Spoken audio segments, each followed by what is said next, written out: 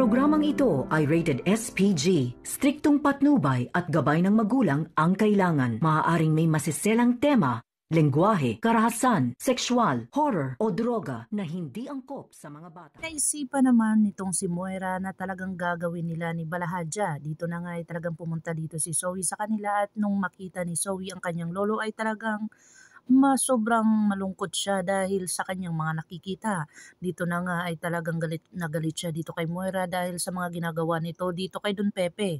Dito na niya pinaalis itong si Moira at saka si Balahadja at talagang niyakap niya itong si Don Pepe at talagang sinabi niya dito ang katotohanan at nagsorry siya dito.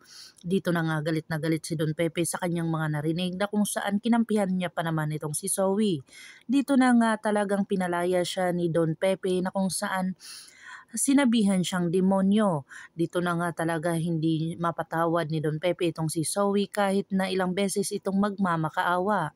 Dito na sobrang lungkot ni Zoe dahil sa mga ginagawa ni Don Pepe sa kanya na kung saan nahahati ang kanyang pag-iisip kay Don Pepe at saka sa kanyang ina.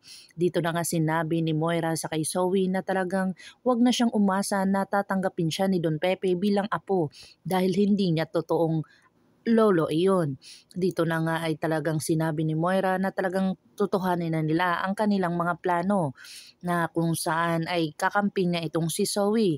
Dito na kaya babaliktad itong si Zoe sa kanila ni Dr. RJ Tanyag na sinasabi dito ni Giselle na umamin ka na Zoe.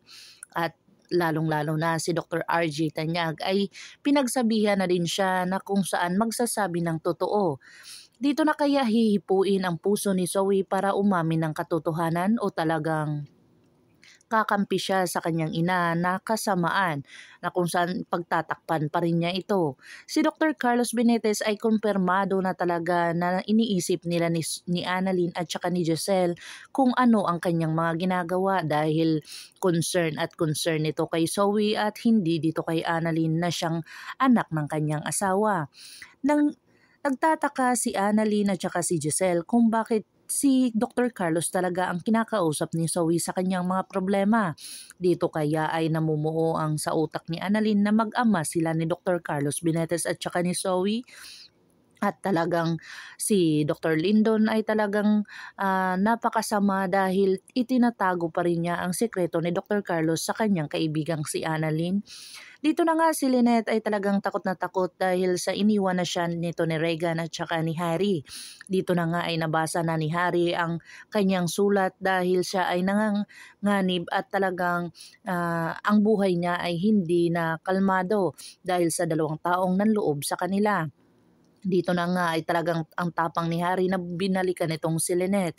Dito na kaya si Harry ay talagang maiiligtas niya itong si Lynette o talagang mapapahamak siya dito sa pagligtas niya kay Lynette. Pakakaabangan natin ang mga susunod pa na episode na ito, ang Abot Kamay na Pangarap.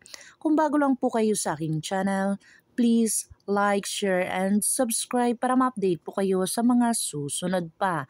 Yun lamang po at maraming salamat.